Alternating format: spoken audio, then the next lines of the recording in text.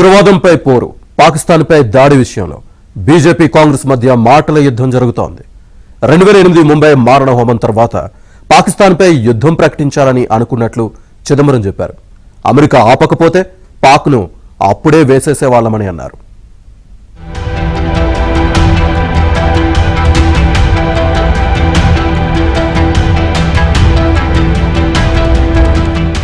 ముంబైలో 2008లో జరిగిన మారణ హోమంలో 175 మంది ప్రాణాలు కోల్పోయారు.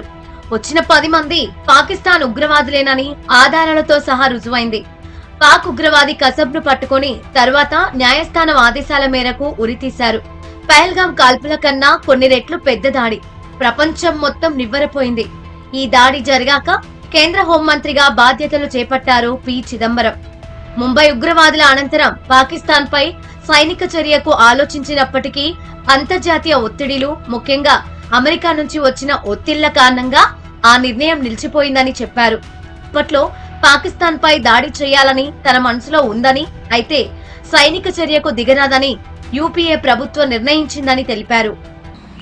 That was a conclusion at that time, and I was told that but remember, the whole world was descending upon Delhi to tell us that don't start a war. For example, Condoleezza Rice, who was the then Secretary of State, flew in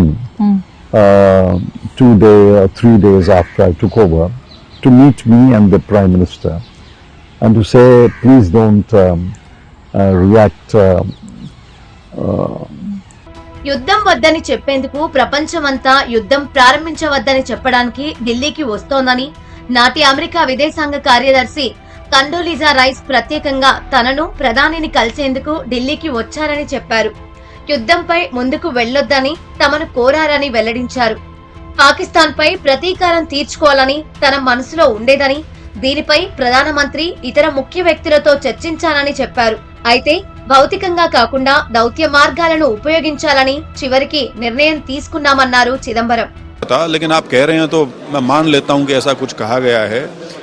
कोई भी युद्ध की स्थिति यदि आप ये सोचें कि अंतर्राष्ट्रीय संदर्भ में आप बाकी सबको दरकिनार करके ले सकते हैं, तो उसका नतीजा वही होता है जो अभी हमारे साथ मई के महीने में हुआ. आप अलग थलग पड़ गए. आप जिनको अपना दोस्त मानते थे वो भी आपके साथ खड़ा होने से मना कर गए. చిదంబరం వ్యాఖ్యలపై బీజేపీ మండిపడింది. పాక్ పై ప్రతీకార చర్యలను సోనియా గాంధీ అడ్డుకున్నారా అంటూ ప్రశ్నించింది. ముంబై దాడులు, సంజౌతా ఎక్స్ప్రెస్ పేలుడు తర్వాత పాకిస్తాన్ కు చిదంబరం క్లీన్ చిట్ ఇచ్చారని, అదే సమయంలో హిందూ ఉగ్రవాదం అనే తప్పుడు కథనాలను తెరపైకి తెచ్చారని మండిపడింది బీజేపీ. పదే పదే ఉగ్రవాద దాడులు చేసిన అప్పటి యూపీఏ ప్రభుత్వం పాకిస్తాన్ కు అత్యంత అనుకూల దేశం హోదా కల్పించడాన్ని బీజేపీ తప్పుబట్టింది. పహల్గాం దాడుల తర్వాత ఆపరేషన్ సింధూర్ చేపట్టిన మోదీ సర్కార్ దాన్నెందుకు అకస్మాత్తుగా ఆపేసిందని ప్రశ్నించింది కాంగ్రెస్. అమెరికా ఒత్తిడి వల్లే అలా చేశారని ఆరోపించింది. చిదంబరం మాటలు వింటుంటే భారత్ పై అమెరికా ఒత్తిడి నిజమే అనిపిస్తోంది. భారత్ పాక్ యుద్ధాన్ని తానే ఆపానని డొనాల్డ్ ట్రంప్ పదే పదే చెబుతున్నారు. దీన్ని కేంద్రం గట్టిగా ఖండించడం లేదు. పాక్ కు అమెరికా కొమ్ము కాస్తోంది.